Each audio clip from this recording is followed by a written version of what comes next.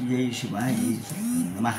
नमः प्रकृत्यै भूतायै नियताः प्रणताः स्मतां हरये नमः।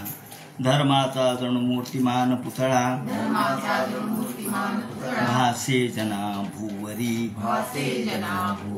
दीक्षा देव निजो जगतिया बद्धा सहो उद्धरी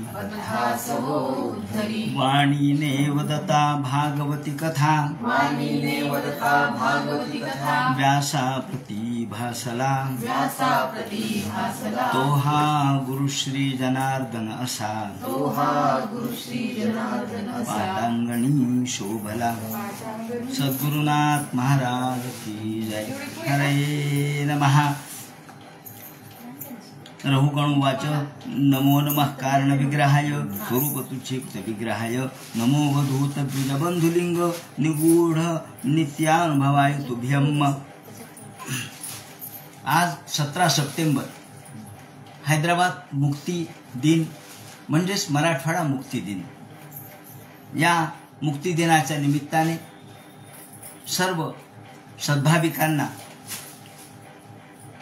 आपल्या हैदराबाद मुक्तीच्या अनुषंगाने म्हणजे आपल्या स्वातंत्र्याच्या दिवसाच्या निमित्ताने शुभेच्छा देतो। आणि आज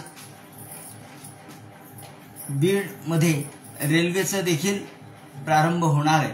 त्यानिमित्ताने देखील आपल्याला या नव्या युगाचा स्पर्श बीडला होणार आहे म्हणून सर्वांना शुभेच्छा देतो। या ठिकाणी भगवान वेदव्यास वर्णन करून सांगू लागले। शुकाचार्य राजा परीक्षितीला सांगतात, सूत शौनकादिकाला सांगतात आणि रहुगणाला जड भरत उपदेश करतात। वास्तविक ते जड नव्हते, ते ज्ञानवंत होते, पोचलेले होते सर्व प्रकारच्या दृष्टिकोनातून। आता फक्त मुक्तीचीच एक पाऊल पुढे टाकायचं होतं असे हे जीवनमुक्त अवस्थेमध्ये विचारणारे होते। पण लोक त्यांना जड म्हणतात म्हणून आपण जड भरत म्हणतो। हे भरत ज्ञान सांगतायत आणि प्रश्न विचारला रहुगणांनी। नमो नमः कारण विग्रहाय स्वरूप तुच्छीकृत विग्रहाय नमो वधूत द्विजबंधुलिंग निगूढ नित्यानुभवाय तुभ्यम। हे प्रत्यक्ष गुरु महाराज तुम्ही निगूढ सर्व लोकांच्या दृष्टिकोनातून गुप्त रूपाने ज्ञानवंत फिरत असतात। ज्ञानी कधी सांगत नाही मी ज्ञानी आहे, तो ज्ञानाचा टेंबा कधी मिरवत नाही। जो ज्ञानी असतो त्याला लोक ज्ञानी म्हणतात। लोकांनी त्यांना ओळखलं पाहिजे, त्यांचं ज्ञान लोकांनी ओळखलं पाहिजे तर ते ज्ञानी। आणि जे अर्धवट ज्ञानी आहेत ते मात्र स्वतःचा टेंबा मिरवत फिरत असतात। खरे ज्ञानी हे आपल्या स्वतःमध्येच तल्लीन असतात आणि समाजाचा करुण भाव त्यांच्या मनामध्ये दाटलेला असतो। असे तुम्हाला नमस्कार असो। आणि एखाद्या संनिपात ताप आलेल्या माणसाला जर चांगलं औषध मिळालं आणि ताबडतोब त्याचा ताप उतरला तर जसं त्याला चांगलं वाटतं, ज्वरामयार्तस्य ज्वराने अत्यंत आर्त झालेला फणफणलेला तापाने आणि त्याला चांगलं औषध मिळालं तर यथागदम त्याला चांगलं औषध मिळालं तर जसं त्याला आनंद होतो, त्याला अमृतमय ते वाटतं। किंवा एखादा प्रचंड उन्हामध्ये तापलेल्या काहिलीमधून आल्याबरोबर जर त्याला बर्फाचं थंड पाणी मिळालं, जर जसं त्याला चांगलं वाटतं तसं हे गुरु महाराज तुमचे बोलणं मला आनंददायक वाटतंय। ते माझ्या एकूणच सांसारिक बुद्धीला, प्रापंचिक बुद्धीला औषधासारखं आहे। आणि म्हणून तुम्हाला मी म्हणतो की मला हा अध्यात्मयोग पुन्हा एकदा सांगा की ज्यामुळं मी यातून मुक्त होईल। असा या ठिकाणी सांगितल्यानंतर ते म्हणतात ब्राह्मणो वाच। भरत बोलू लागले, अरे काय समजलास राजा तू? अयम जनो नाम चल पृथ्व्याम। तू मगाशी म्हणालास की मी राजा आहे, मी या मेण्यामध्ये बसलोय आणि मला धक्के लागतात। मला सांग तुझ्यात आणि या भूमीमध्ये काय फरक आहे? ते म्हणतात अयम जनो नाम चल पृथ्व्याम। हा पृथ्वीचाच भाग आहे। पृथ्वी म्हणजे ज्याला आपण पार्थिव असं म्हणतो, हा पृथ्वी तत्वाचा भाग आहे, पार्थिव आहे. एक ढेकूळ आहे, त्या ढेकळावर दुसरं ढेकूळ ठेवलं, त्याच्यावर तिसरं ठेवलं, म्हणजे काय झालं? म्हणजे माणूस झाला. जनावराला आपण जनावर का म्हणतो? त्याला ज्ञान नाही, बुद्धी नाही, पण त्यालाही तोंड आहे, हात आहे, पाय आहेत. हे सगळे काय? जड आहे. हे जड असल्यामुळे किंवा हे पार्थिवच असल्यामुळं मी तुला पार्थिव समजलो, तुला एक मातीचं ढेकूळ समजलो, यापेक्षा तुला काही फार महत्व नाहीये. अयम जनो नाम पृथ्वी चलम पृथिव्याम, याला आपण पृथ्वी म्हणतो. आणि या पृथ्वीचाच एक भाग म्हणजे हाड आहे, त्याचाच भाग मांस, रक्त, मेद, मज्जा, हे सगळं काय? त्याचेच विकार आहेत. पंचमहाभूताचे हे विकार आहेत. आणि म्हणून तुला स्वतःला जो अभिमान आहे मी राजा असल्याचा, तो राजेपणाचा अभिमान व्यर्थ आहे. कारण हे सगळे जड पदार्थ आहेत. तस्यापि चांगरोरी, त्याच्यावरती अंगरी म्हणजे त्याच्यावर गुल्फा आहेत, त्याच्यावर गुडघे आहेत, त्याच्यावर कंबर आहे, त्याच्यावर खांदे आहेत, त्याच्यावर डोकं आहे. म्हणजे शेवटी हे सगळे मातीचेच गोळे आहेत. तेव्हा हे सगळे मातीचे गोळे, त्याचा अभिमान काय बाळगतो? आणि म्हणून मी तुला एक मातीचं ढेकूळ समजलो. तुझ्यामध्ये आणि या मातीमध्ये काही फरक नाही. तुझ्यात आणि मेण्यात सुद्धा काही फरक नाही. फक्त मेणा हा निर्जीव आहे आणि तुला सजीवत्व आहे. पण सजीव आत्म्यामुळे तू सजीव आहेस. बाकी तुझ्यात आणि या मेण्यात सुद्धा काही फरक नाही. म्हणून एवं निरुक्तम क्षिती शब्द वृत्त. आणि ही पृथ्वी सुद्धा शेवटी नष्ट होणारी आहे. ही पृथ्वी गंधामध्ये लीन होते, गंध परमाणूमध्ये लीन होतं, परमाणू हा शेवटी मायेमध्ये लीन होतं, माया परब्रह्मात लीन होते. तेव्हा हे सगळं लीन होणार आहे, नष्ट होणार आहे, टिकणारं काहीच नाही. म्हणून तू म्हणतोस की तू फार धष्टपुष्ट प्रशस्त आहे, नीट चाल. धष्ट आणि पुष्ट हे एवं कृशम स्थूल, कृश स्थूलपणा, धष्टपणा, पुष्टपणा हा शरीराचा विकार आहे, तो आत्म्याचा नाहीये. म्हणून द्रव्य स्वभाव आशय काल कर्म, द्रव्य स्वभाव आशय काल आणि कर्म या 5 गोष्टी आहेत. द्रव्य म्हणजे हे पंच विषय, त्याला द्रव्य म्हणतात. त्याचप्रमाणे स्वभाव, माणसाचा स्वभाव हा प्रकृतीने बनलेला असतो. आशय, कर्माशय, त्याला आशय म्हणतात. काल, काळ सुरू झाला की मोजणी सुरू झाली. काळ हा भगवंताचं काल नेहमीचं चक्र आहे. आणि शेवटी कर्म प्रत्येकाचं, या सगळ्यांनी मिळून हा 16 पदार्थाचा जीव बनतो. ज्ञान विशुद्धम, आणि ज्ञान यापेक्षा वेगळे. ज्ञान या 16 पदार्थापेक्षा वेगळे. त्यासाठी काय करावं लागतं? त्यासाठी यज्ञयाग करायची गरज नाही. त्यासाठी फार मोठी गोष्ट करायची गरज नाही. ज्ञान विशुद्धम परमार्थमेक, ते परमार्थ तत्व आहे. आणि हे ज्ञान कशानेही प्राप्त होत नाही. यज्ञ, याग, योग, विधी यांनी, कर्मकांड यांनी ज्ञान प्राप्त होत नाही. ज्ञान फक्त महत् सेवा, संतांच्या सहवासात राहा. सहज बोलणे हाची उपदेश. आपण संतांच्या नुसत्या सहवासात राहिलं, सद्ग्रंथाचं वाचन केलं तरी आपल्याला हे ज्ञान सहज प्राप्त होतं. म्हणून यत्रोत्तम श्लोक गुणानुवाद, भगवंताचे गुणानुवाद, यातून ही भक्ती निर्माण होते आणि त्यातून ज्ञान निर्माण होतं. राजा, तुला असं वाटलं मीच तेवढा राजा आहे, मीच तेवढा मोठा आहे. अरे तू काही मोठा नाहीयेस, तू फार मोठा राजा नाहीयेस. वि स खांडेकरांची एक छोटी लघुकथा आहे, अगदी अल्प. त्या लघुकथेमध्ये त्यांनी असं म्हणलंय की एक राजा होता आणि या राजाने उत्खनन करायला सांगितलं. अरे म्हणे इथं उत्खनन करा, आपल्याला हे सगळं साफ करून घ्यायचं, हा डोंगर नीट करा. सगळा डोंगर नीट केला, उत्खनन केलं, तर तिथे एक राजसिंहासन सापडलं. अरे राजसिंहासन हे कुठून आलं? याचा अर्थ असा आहे की तुम्ही एकटेच राहिले नाही, तुमच्या आधी लोक होऊन गेले आणि ते मातीत मिसळले. तेव्हा तुम्हाला तुमच्या राजेपणाचा अभिमान सोडून दिला पाहिजे. आणि तो राजा खजील होऊन निघून गेला असं वर्णन केलं. तात्पर्य काय? अहो पूर्वी सुद्धा लोक होऊनच गेलेत मोठमोठे. रावण काय, कुंभकर्ण काय, त्याचप्रमाणे हिरण्यकशिपू काय, मोठमोठे लोक. आणि हे सगळे सर्वे वेदविद, सगळे ज्ञानी होते, वेद संपन्न होते, सगळे ब्रह्मज्ञानी होते, भगवंताचा प्रसाद प्राप्त केलेले होते. पण हे सगळे मातीमध्ये मिसळले. त्यामुळं तू तुझं महत्व जाणू नको. अरे मी सुद्धा राजाच होतो तुझ्यासारखा. तुला काय वाटलं? अहम पुरा भरतो नाम राजा, मी देखील पूर्वी भरत नावाचा राजा होतो. तुम्ही म्हणाल ज्यांना कसं काय आठवलं मागचं, त्याने वर्णन केलंय गीतेमध्ये 6व्या अध्यायामध्ये एक श्लोक आहे 43वा, त्यामध्ये तत्र तम बुद्धी संयोगम लभते पौर्वदेहिकम. म्हणजे जर एखादा ज्ञानी मनुष्य असेल, त्याचा बुद्धीशी संयोग कायम राहिला तर त्याला पूर्वजन्म आठवतो. गीता म्हणते तत्र तम बुद्धी संयोगम लभते पौर्वदैहिकम. किंवा पातंजल योगसूत्रामध्ये सुद्धा ते म्हणतात योगाच्या ठिकाणी पूर्वजन्मातील स्मृती अनुभव हा जागा असतो. हे प्रकृती सूत्रामध्ये त्यांनी लिहिलं आहे. म्हणजे याला शास्त्राचा आधार आहे. निराधार अशा प्रकारची कोणतीही गोष्ट भागवतकारांनी सांगितलेली नाही. पौर्वदैहिकम, पूर्वदेह आम्हाला आठवतो, पण त्यासाठी तितकी तपश्चर्या लागते.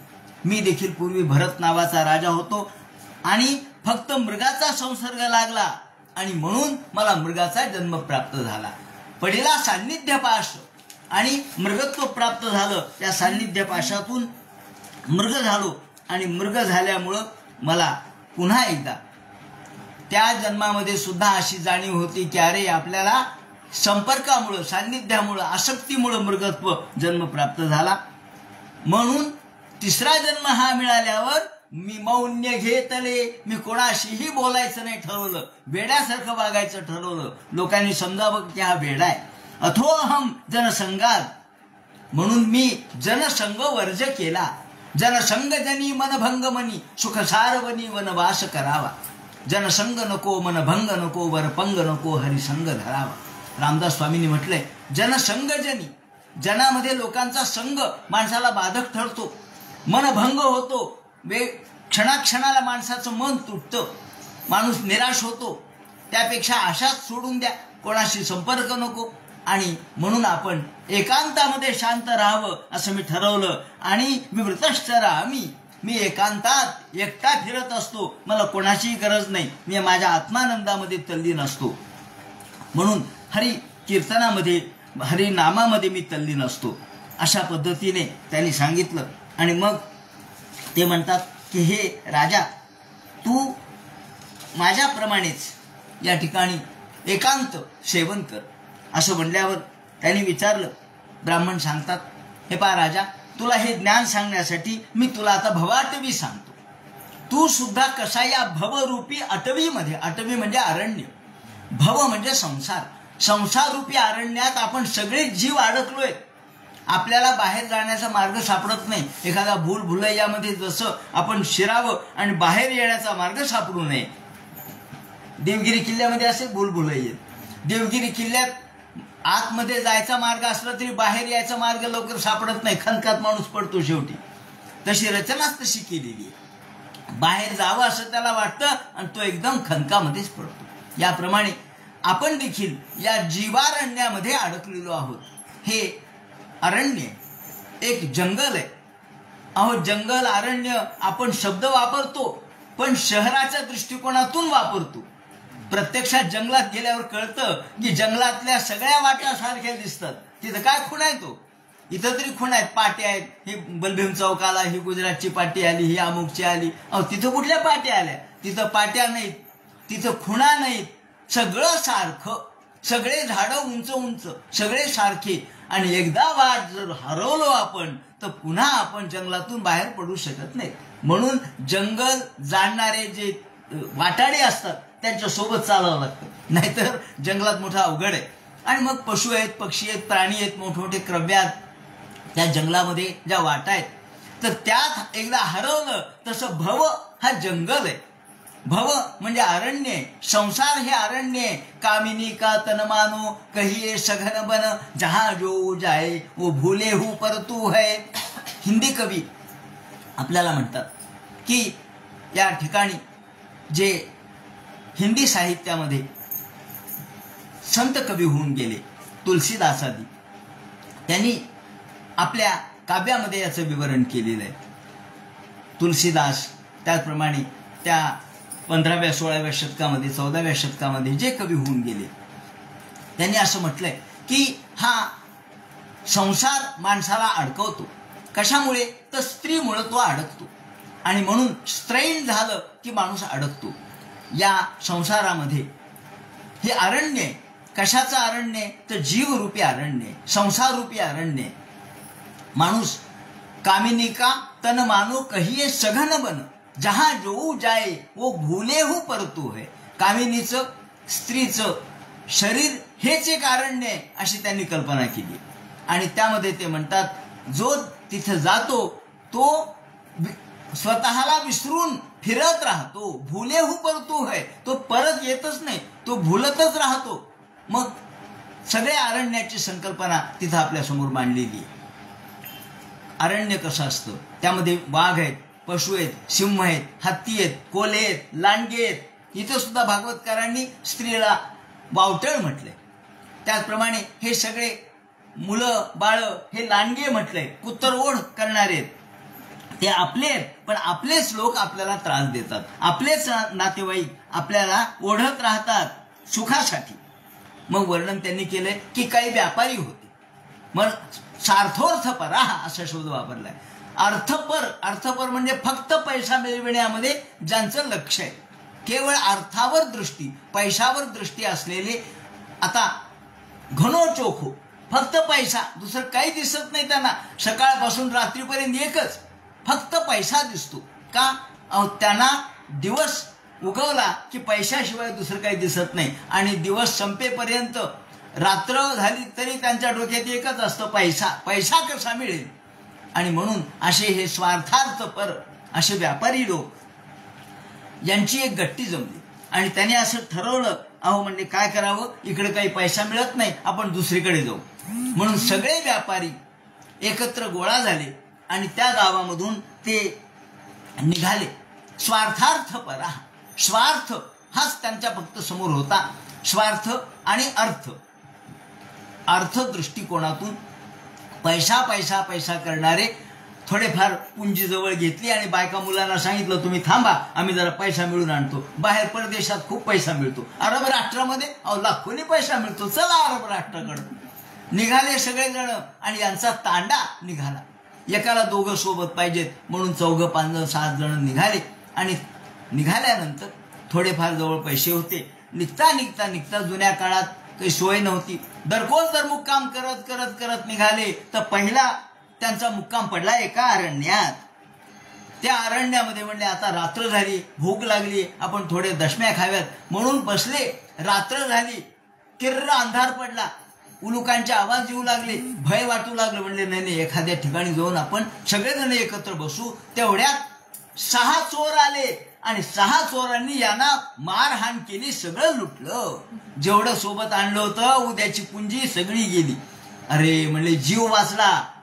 हे व्यापारी लोक आहे असे गमतीदार, ते म्हणतात जाऊ द्या, आपण जीव वाचला ही खूप गोष्ट मिळाली, लाखो पाय जीव वाचला, खूप गोष्ट प्राप्त झाली. का? जर जीव वाचला नसता तर आपण विनाकारण मेलो असतो. म्हणून ते म्हणतात केवळ जीव वाचला, जाऊ द्या. आता या चोर आले आणि त्यांना त्यांचे सगळे पैसे लुटून नेले. षण्णरदेव दस्यवाहा सार्थम विलोंपंती कुणा एकम बलात. जबरदस्तीने त्यांच्याकडून नेलं आणि मग तिथून त्यांना रात्रभर ते बसले. आता म्हणले चला, म्हणले आता सकाळ उजाडली, निघाले दुसरीकडे. जाता जाता जाता म्हणले तहान लागली. आता रात्री आपण दशम्या खाल्ल्या खऱ्या, पण पाणी प्यायलाच पाणी नव्हतं. म्हणजे कुठं पाणी प्यावं? लांब त्यांना एक मृगजळ दिसलं. म्हणजे जाऊ. मृगजळ ते खोटच होतं, पाणीच नव्हतं. मृगजळ नुसतं चमकत होतं उन्हामध्ये, पाणी काही मिळालं नाही. बिन पाण्याची नदी होती. म्हणले अरे पाणी काही मिळेना. करता करता करता म्हणले एक विहीर दिसली. अरे म्हणले चला, एक खड्डा आहे, त्या खड्ड्यात पाणी आहे, ती विहीर आहे. आड विहीर काहीतरी पाहावी म्हणून शोधलं. त्या ठिकाणी खूप जंजाळ झालेलं होतं सगळ्या गवतांचं. तो गवत बाजूला केलं. म्हणले चला पाणी दिसतंय, पाणी प्यावं म्हणून आतमध्ये उतरले पाणी पिण्यासाठी. मोठेचे मोठे झाड बाजूला होते. पाणी पिण्यासाठी एक जण खाली उतरला, दुसराही उतरला, पाणी पिऊ लागले. तेवढ्यामध्ये तिथे वरती एक मोहोळ दिसलं. अरे वा म्हणले, काय छान, त्याला आपण दगड मारू म्हणजे त्यातून मध पडेल आपल्याला. असं म्हणून एकाने दगड मारला तर मध कशाचा, एक एक थेंब मध पडला. पण सगळ्या ज्या माशा उठल्या आग्या मोहोळ सगळे काच सगळे याला चावायला लागले. अरे अरे अरे म्हणले, मधासाठी प्रयत्न करू लागलो. मध म्हणजे ते म्हणतात ही स्त्री आहे. स्त्रीच्या नादी लागलं तर आपल्याला मधाचा एक थेंब मिळतो, पण कठोर मशक दंशम, याप्रमाणे कठोर दंशर मशकर उपद्रुता अत्यंत त्रस्त झाले. सगळीकडून माशा चावल्या, सगळं अंग सुजून निघालं. अरे अरे अरे अरे म्हणले, इथं काही थांबण्याचा अर्थ नाही, वरती या. म्हणून सगळेजण त्या विहिरीच्या वरती येऊ लागले. मध एक जण एक थेंब पडत होता, म्हणून एक जण म्हणला, अरे मध चाटून बघावा. माशा तर चावल्या, पण निदान मध तरी खाऊ. म्हणून ते म्हणतात, ज्ञानेश्वर माऊलींनी म्हटल्याप्रमाणे, केवळ आ करून तो बसला, त्याच्यामध्ये अमृताची धार म्हणजे मधाचा थेंब पडला. त्याचाच त्याला आनंद वाटला. सगळेजण मधासाठी धडपडू लागले. तेवढ्यामध्ये त्या विहिरीच्या समोर एक वाघ समोर आला. तोही पाणी पिण्यासाठी झाला. अरे वाघ आहे म्हणले समोर तर, आणि खाली पाहावं तर नाग. खाली नाग आहे, वरती वाघ आहे. जावं कसं, घाबरले. तिथून बराच वेळ थांबल्यानंतर क्वचित सूर्योन्मुखग्रहम, रात्र झाली. पुन्हा दुसऱ्या दिवस रात्र झाली. रात्री उंच अशा प्रकारच्या त्या उन्मुख म्हणजे ज्याला आपण असे वेगवेगळ्या प्रकारचे प्रकाश दिसतात. फॉस्फरस असतो तो हाडामधला, ज्या ठिकाणी शव जाळलेलं असतं तिथले हाड, त्याचे फॉस्फरस सगळीकडे पडलेला. आणि त्याची ज्वाला, दिवट्या, त्याला दिवट्या म्हणतात. ह्या दिवट्या सगळीकडे दिसू लागल्या. अरे बापरे, भयानक दिवट्या दिसू लागल्यावर भय वाटू लागलं. अरे म्हणले, उल्मको ग्रहम, चला म्हणले, हे रान सोडा, हे अरण्य सोडा लवकरात लवकर. हे अरण्यामध्ये काही थांबणं खरं नाही. तेवढ्यात वावटळ सुटली. रजस्वलाक्षा असा शब्द वापरलाय. वावटळ सुटली. रज म्हणजे धूळ. धूळ डोळ्यात गेली. ही धूळ, वावटळ म्हणजे स्त्री आहे म्हणे.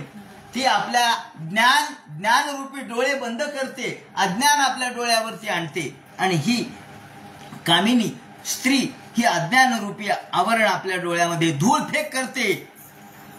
आणि धुळीत काही दिसला म्हणले, अरे काही दिसेना. सगळे डोळ्यात मध्ये धूळ गेली. डोळे कचकच करू लागले. डोळे चोळत म्हणले, अरे आता आपण कुठेतरी विश्रांती तरी घ्यावी. कुठे घ्यावी विश्रांती? म्हणून उलुकांचे आवाज येऊ लागले, कोल्ह्याचे, कुत्र्यांचे आवाज येऊ लागले.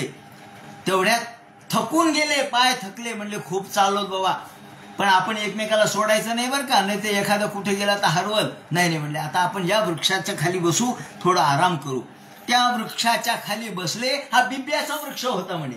बिबवा, अपुण्य वृक्षान बिबवा. या ठिकाणी खास कुईली, बिबवे यासारखे वृक्ष होते. आज त्या ठिकाणी आश्रय घ्यायला गेले, पण तो आश्रय त्यांच्या दृष्टिकोनातून दुःखदायक ठरला. कारण बिबवा उतायला लागला. खास कुईलीमुळं खास सगळ्या अंगाला सुटली. बेशर्माची झाडं होती. ते म्हणतात, दिवसा बेहड्याची सावली आणि रात्री पिंपळाची छाया बाधक असते. त्याप्रमाणे दिव बिभिदगट छाया, रात्रो बोधी द्रुमस्य च. काजरा, श्वेत कावळी हे पापवृक्ष आहेत म्हणे. ह्या काजरा, श्वेत कावळी काय माहित असतं अरण्यामध्ये कोणते वृक्ष आहेत आणि काय आहेत. काही कोणत्या वृक्षाच्या सोबत आपण राहावं, कुठे कोणाचा आश्रय घ्यावा हे कळत नाही. आणि मग समोर पाहिलं, म्हणले, अरे आपल्या अंगाला खास सुटली. अंगाला सगळे फोळ आले. अंगाला माशा चावलेल्या होत्या आधी, त्यामुळे अधिकच त्रास होऊ लागला. पण समोर जावं तर दावानच पेटलेला. बाबा म्हणले, आता पुढं कसं जावं? सगळा अग्नी पेटलाय, आपण तर जळून खाखू. असाध्य दामं क्वचित अग्नी तप्तो निर्भीत सुगू. म्हणले, व्यापारी म्हणू लागले, अहो आपण निघालोत कशाला? पैसा मिळवायला. आणि पैसा तर मिळालाच नाही. पहिल्यांदा चोरांनी लुटलं आणि अजून काही गाव समोर येईना. एक जण म्हणला, अहो नाही, हे या पलीकडं सुंदर मला एक नगर दिसतंय, चमचम चमकतंय. हा, मोठं चांगलं नगर आहे बाबा, म्हणजे श्रीमंत आहे. का? अहो श्रीमंती दिसतेच आहे, नगरावरून दिसते. मिणमिणते असले म्हणजे मग खेडेपाडे, पण लखलखाट चमकायला लागला म्हणजे अरे चांगलं. या ठिकाणी जसं सुरत हे मोठं व्यापारीच पेठ होतं मोठं, त्याप्रमाणे ते जसं आर्थिक दृष्टिकोनातून संपन्न, तसं हे दिसलं. पण हे काय होतं ते म्हणतात, हे होतं गंधर्व नगर. दिसलं फक्त खरं, पण खरं काही नव्हतं. क्वचित गंधर्वपुरम प्रविष्टा, पण चला म्हणून सगळेजण निघाले, त्या गंधर्व नगरात गेले. अरे हे तो खोटच निघालं म्हणले. मग काटे टोचायला लागले. त्याप्रमाणे तिथे त्रास होऊ लागला.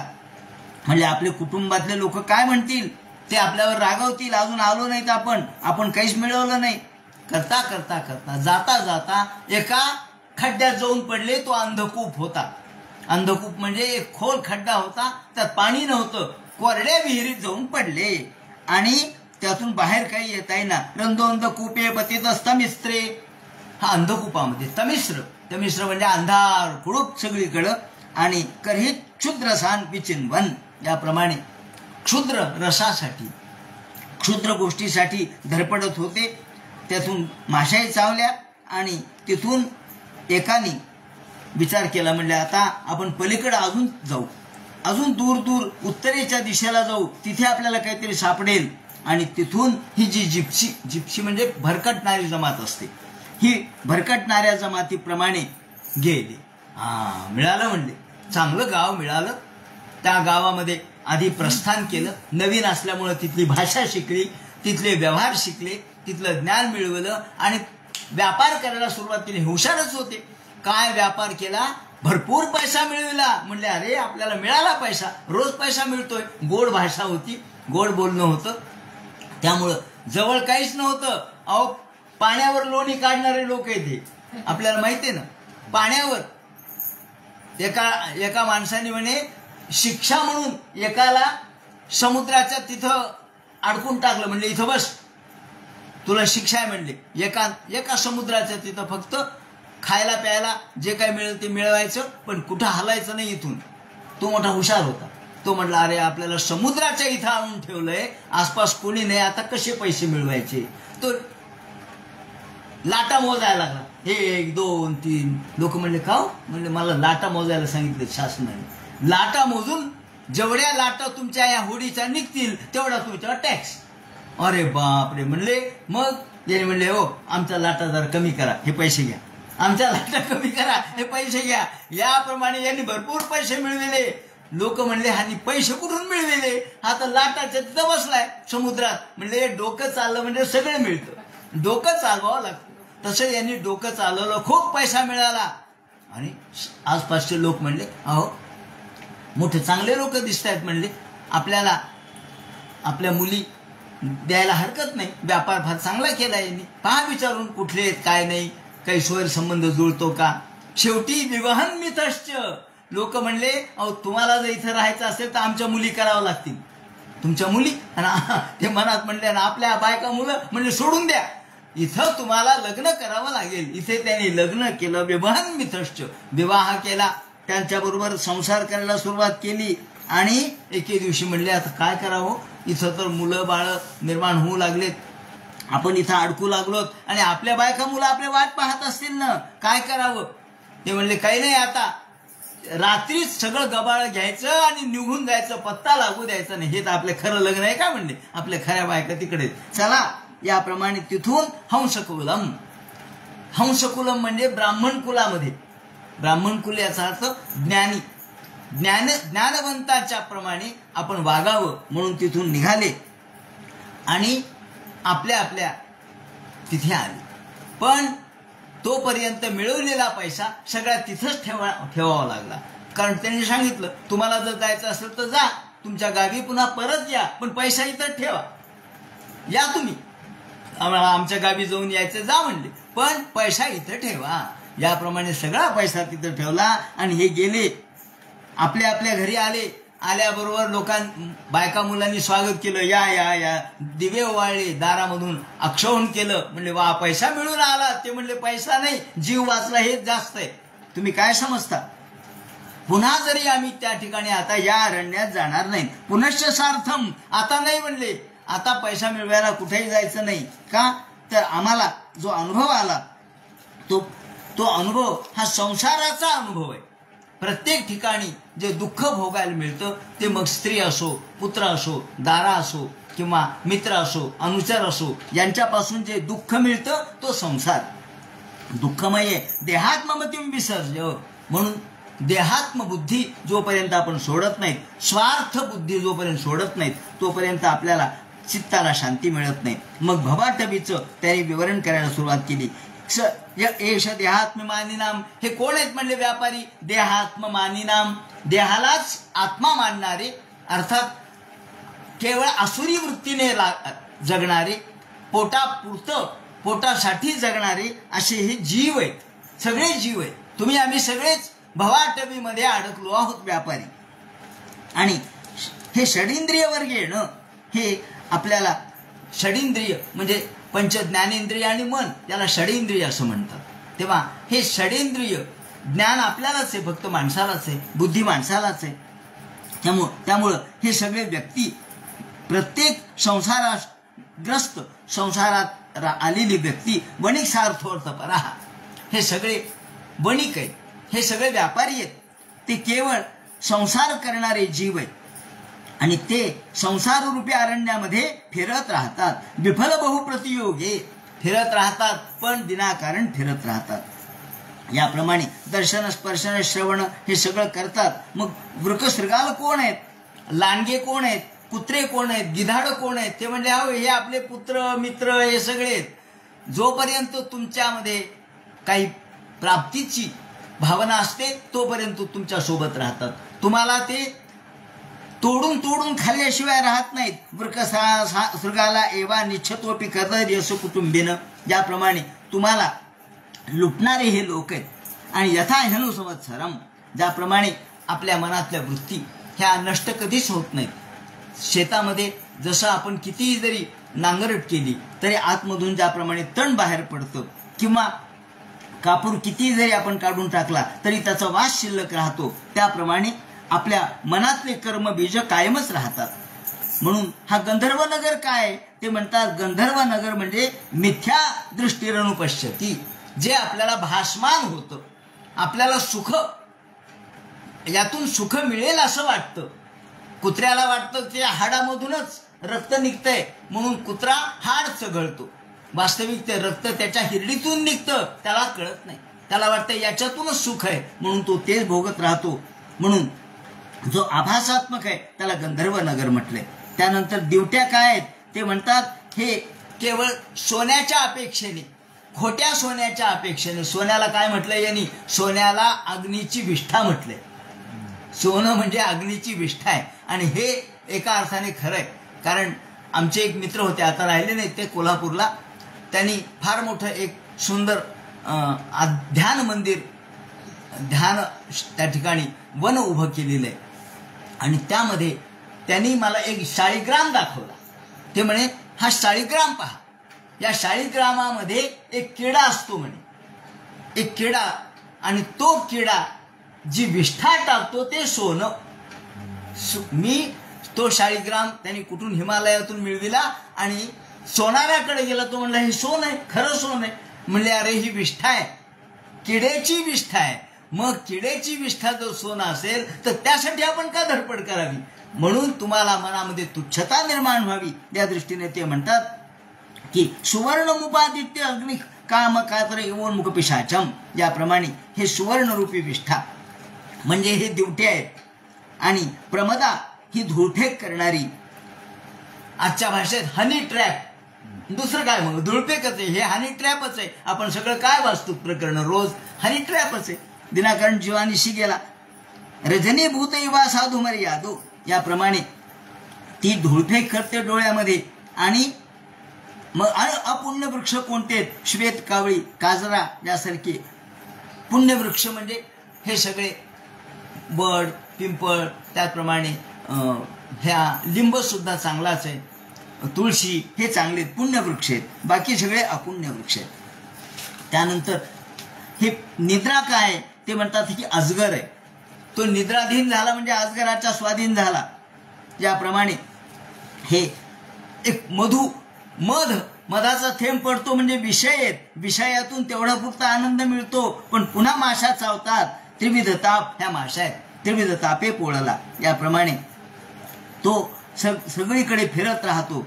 आणि शेवटी त्याला हा संसार काही सुटत नाही, संसारातून तो मुक्त होत नाही. व ते क्षीणधन शय्यासन क्षीणधन, शेवटी सगळा पैसा मिळविलेला संपतो आणि मग तो मात्र आपले मनोरथ परिपूर्ण करू शकत नाही आणि सगळे भोग देखील त्याचे अर्धवट तसेच राहतात.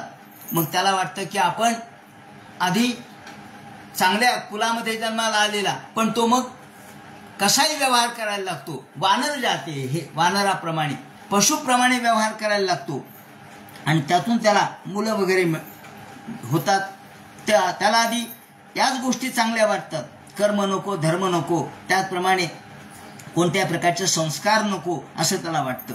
आणि या सगळ्यामध्ये उपभोग हा काही संपत नाही आणि म्हणून ते म्हणतात की असा माणसाला संसाराच्या या अटवीमधून, संसाराच्या या भवार्णवामधून त्याची सुटका कधी होत नाही. भवरूपी अटवी, भवरूपी हा अरण्य, या अरण्यामध्ये तो फिरत फिरत राहतो, पुन्हा पुन्हा इथंच येतो, पुन्हा पुन्हा जन्म घेतो, कारण त्याला वाट सापडत नाही, मुक्तीची वाट सापडत नाही. ही मुक्तीची वाट फक्त ज्ञानाशिवाय सापडत नाही. सेवानुरक्त मनसा भोवी फलवू, म्हणून हे ब्राह्मण म्हणतात, जडभरत म्हणतात हे रहुगणा.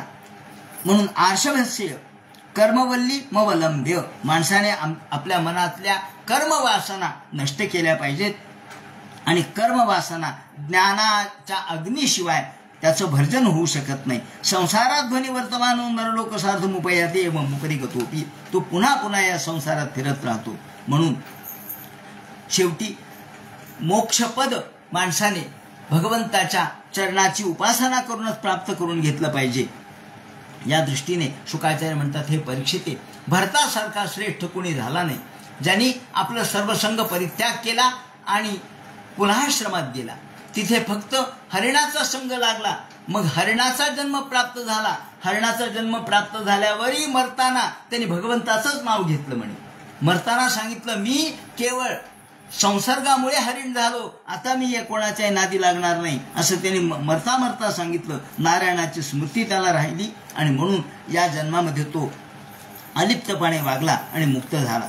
अशा पद्धतीने परीक्षितीला हे सांगतात. नंतर भरताचा वंश सांगितलाय. भरतात म्हणजे तो जो मूळ भरत आहे, त्या भरताला पुढे सुमती नावाचा मुलगा होता आणि त्यानंतर त्यांनी ऋषभदेवासारखंच आचरण केलं आणि तो योग आणि समाधी यामध्ये तल्लीन राहिला. पण त्याच्यापासून पुढे जैन धर्म सुरू झाला. मग आचमन नको, स्नान नको, संध्या नको, लोकांनी फक्त बाह्य आचरण तेवढं केलं आणि त्यामुळं आकृत्याम जज्ञे, त्या लोकांनी फक्त त्याचं वरवरचं आचरण केलं आणि त्यानुसार मूळ धर्म बाजूला राहिला आणि धर्माच्या ऐवजी धर्माच्या नरोटीची तेवढी उपासना सुरू झाली. याप्रमाणे पुढे त्यांच्यापासून आकुतीपासून त्यांनी प्रतिह नावाच्या भार्येपासून सुवर्च नावाचा प्रतिहर्ता, प्रद्योता, उद्गाता हे पुत्र झाले.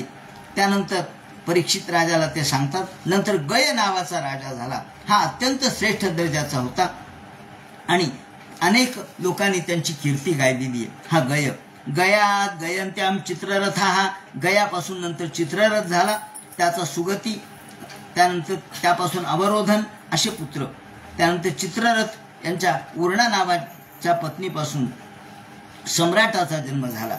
सम्राटाला पुन्हा उत्कल, मरीची आणि त्याच्यापासून बिंदुमती हे पुत्र झाले. त्यानंतर पुढे वीरव्रत वगैरे पुत्राचं वर्णन केलेलं आहे आणि पुढे शतजित नावाचे 100 पुत्र आणि 1 कन्येचा जन्म झाला. असा प्रियव्रताचा वंश सगळा सांगितला आणि श्लोक गायलेला आहे की प्रियव्रतम वंशमिमं विरजश्चर्मोद्भवः अकरोत्य कलम कीर्त्या विष्णू सुरगणम यथा. याप्रमाणे प्रियव्रताचा वंश सांगितला. त्यानंतर भुवनकोशाचं वर्णन करायला सुरुवात केली. हा भुवनकोश म्हणजे काय?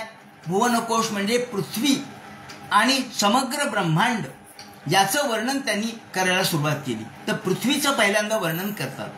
भुवन म्हणजे पृथ्वी.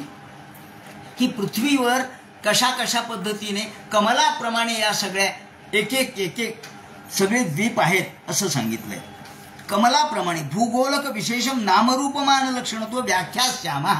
व्याख्या केली. व्याख्या व्याख्या जशी आपण एखाद्या गोष्टीची करतो त्याप्रमाणे पृथ्वीची, पूर्ण आकाश, पृथ्वी, त्याचप्रमाणे यमलोक, इंद्रलोक या सगळ्यांच्या व्याख्या केल्या. हे म्हणजे काय तर द्वीप कुवलय कमल कोशांत, हा सगळे द्वीप आहे जे सप्तद्वीपवती पृथ्वी. तर ही सप्तद्वीपवती असलेली पृथ्वी ही कमलाप्रमाणे आहे. आणि या कमल कोशामध्ये हे सगळे आपल्याला अनेक पर्वत, त्याचप्रमाणे कुल, मेरू पर्वत, त्याचप्रमाणे वेगवेगळे बेट, इलावत पर्वत, वेगवेगळे वर्ष यांचं वर्णन केलंय. आणि सुवर्णमय अशा प्रकारचे हा मेरू पर्वत आहे. त्यानंतर पुढे हे सगळे एकापेक्षा एक वाढत जाणार आहेत.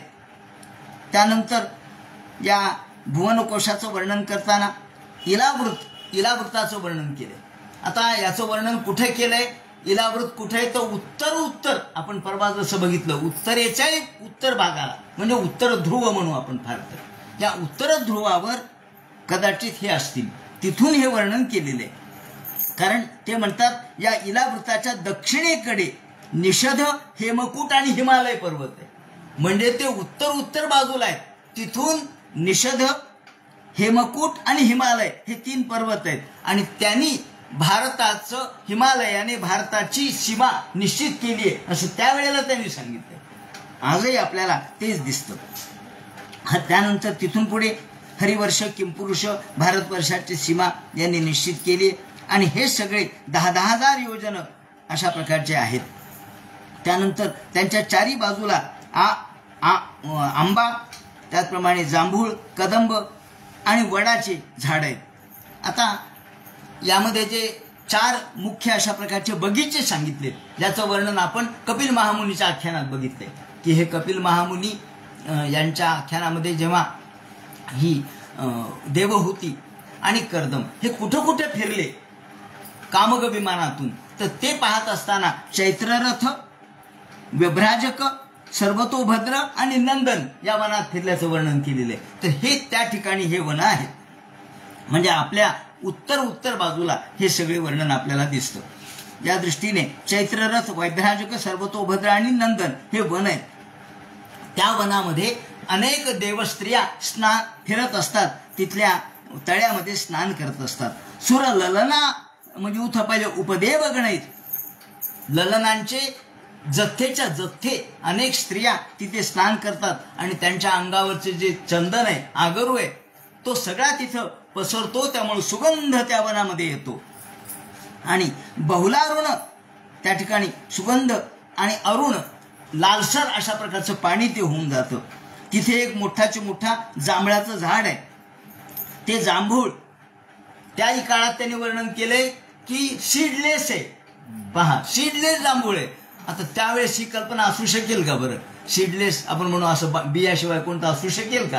पण त्यावेळेला ते म्हणतात हे जे जांभूळ आहे सीडलेस असलेलं, त्याला बी नाही, ते जेव्हा वरून पडतं, ते पडल्यानंतर ते उन्हामुळं वाळण, त्याचे जे रस आहे तो वाळून जातो आणि त्यापासून सुवर्ण तयार होतं. ते जांबूनद सुवर्ण, देवांच्या अंगावर जे सुवर्ण आहे ते जांबूनद सुवर्ण आहे. आणि राक्षसांच्या अंगावरचे जे सुवर्ण आहेत त्याला हाटक सुवर्ण असं म्हणतात. म्हणजे राक्षसांच्या बाबतीत किंवा महादेवाच्या बाबतीत सुद्धा हाटक शब्द त्यांनी वापरलाय. आणि देवांच्या बाबतीत मात्र जांबूनद सुवर्ण शब्द वापरलाय. कृष्णाने जांबूनद सुवर्णाचं अलंकार धारण केले होते असं म्हटलंय. तेव्हा देव आणि दानव हा फरक तिथे केलेला आहे. त्यानंतर पुढे हा जांबूनद सुवर्णम भवती, याप्रमाणे सगळे देव त्याचा अलंकार घालत असतात. त्यानंतर त्याच्याही पुढे कुमुद पर्वत आहे आणि तिथे मोठा वटवृक्ष आहे. त्यानंतर त्यातून दही, दूध, मध, त्याचप्रमाणे तूप, अन्न, वस्त्र, शय्या, आसन, आभूषण हे सगळे त्याच्यातून मिळतं म्हणे. याप्रमाणे त्याच्याही पुढे सुंदर अशा प्रकारचं वन दिसतं. आणि या ठिकाणी ते म्हणतात कदाचित बी प्रजानाम वलीपलित क्लमस्वेद दौर्गंध्य जरा, या ठिकाणी राहणाऱ्या लोकांना जरा नाही म्हणजे म्हातारपण नाही, त्यांच्या अंगाला कधी घाम येत नाही, त्याच्या अंगाचा वास कधी येत नाही. त्यानंतर वली पलित, अंगाला वळ्या कधी पडत नाहीत, म्हातारपण कधी येत नाही. असं ते ठिकाण आहे. म्हणजे या भारतवर्षाच्या पेक्षा जे बाकीचे वर्ष आहे त्या वर्षामध्ये अगदी या त्रेतायुग समम कालम भवती असं म्हटले. त्रेतायुगासारखा सगळा काल असतो. आता त्यानंतर तिथून पुढे शांतकोबी ब्रह्मदेवाची नगरी त्यांनी सांगितली. त्यानंतर शुकाचार्य म्हणतात हे परीक्षिते इंद्राची नगरी, अग्नीची नगरी, त्यानंतर संयमनी यमाची नगरी, या सर्व नगरींचं वर्णन या ठिकाणी केलेलं आहे.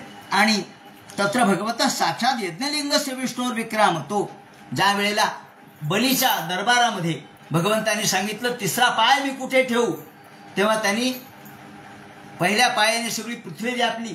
दुसरा पाय जेव्हा आकाशात गेला तेव्हा सगळा ब्रह्मांडाचा कटाह फुटला. आणि कटाह फुटला, कटाह म्हणजे जसं कढई असावी आणि कढई फुटावी त्याप्रमाणे या ब्रह्मांडाचा कटाह भगवंताच्या चरणाने फुटला. आणि त्यातून जी गंगा, आकाशगंगा खाली धोधो धोधो धोधो वाहिली, ती विष्णूच्या चरणापासून निर्माण झाली. यत्तत् विष्णुपद माहुहू, त्याला विष्णुपद असं म्हणतात. आणि हे विष्णुपद त्यांच्यापासून जी गंगा निघाली त्या गंगेचे 3 प्रवाह झाले. कारण ती इतक्या वेगात आली की तिचे 3 प्रवाह झाले. त्यामध्ये एक सीता, दुसरी अलकनंदा आणि तिसरी चक्षु. अलकनंदा, सीता आणि चक्षु अशा 3 आणि चौथी भद्रा अशा 4 प्रवाहामध्ये ती वाहिली. तत्र चतुर्धा भिद्यमाना चतुर्भिर्धामभिः चतुर्दश स्पंदंती, ज्याप्रमाणे त्या गंगेचे 4 प्रवाह सीता, अलकनंदा, चक्षु आणि भद्रा. आणि यापैकी त्यामध्ये अधीश्वर समुद्राला एक प्रवाह मिळतो. सीता ही ब्रह्मपुरीपासून खाली येते, केसर चलावर येते आणि अनेक शिखरांवरून, गंधमादन वगैरे शिखरांवरून ती भद्राश्व वर्षामध्ये जाते. त्यानंतर चक्षु ही माल्यवान शिखरावरून ती अनेक वाहत वाहत पश्चिम क्षार समुद्राला मिळते. भद्रा मेरू पर्वताच्या शिखरावरून उत्तरेकडे जाते आणि शृंगवान शिखरावरून उत्तर दिशेकडे जाते आणि समुद्राला मिळते. आणि अलकनंदा ब्रह्मपुरीतून दक्षिणेकडे अर्थात ती हेमकूट पर्वतावरून येते आणि तीव्र वेगाने हिमालयाकडे येते. ती आपली गंगा. म्हणजे आपल्याकडे त्यातला फक्त एक प्रवाह आला, बाकी सगळे इकडे तिकडे गेलेले. भारत वर्षामध्ये येते आणि मग दक्षिण समुद्राला जाऊन मिळते. दक्षिण श्याम दिशी जलधी प्रविशती, य श्याम स्नानार्थचा पुंसा पदे पदे अश्वमेध, जो यामध्ये स्नान करतो तो प्रत्येक वेळेला अश्वमेधाचं पुण्य त्याला प्राप्त होतं. असं या गंगा नदीचं वर्णन केलेलं आहे. आणि भारत हा केवळ कर्मक्षेत्र आहे. बाकी ठिकाणी बाकीचे जे वर्ष, इला वर्ष वगैरे, रम्यक वर्ष, हे सगळे भोगप्रधान वर्ष. भारत हा देश एवढा असा आहे, म्हणजे हिमालयापासून पुढे आपल्याला आज सेतू पर्यंतम यशा भारत भूमिका, ही जे सावरकरांनी म्हटले ते याप्रमाणे की हिमालयापासून ते खाली समुद्रापर्यंत जी भारताची भूमी आहे ती कशी आहे, कर्मक्षेत्र म्हणण्यास ते फक्त कर्मक्षेत्र आहे. बाकीचे 8 भोगस्थान आहेत ते स्वर्गातले भोग त्या ठिकाणी प्राप्त होतात.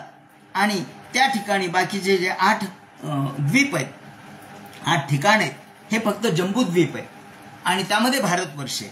त्यामुळं यत्र देवपतयाः, या ठिकाणी काळ कसा आहे ते म्हणतात, हा काळ म्हणजे त्रेतायुगासारखा काळ आहे.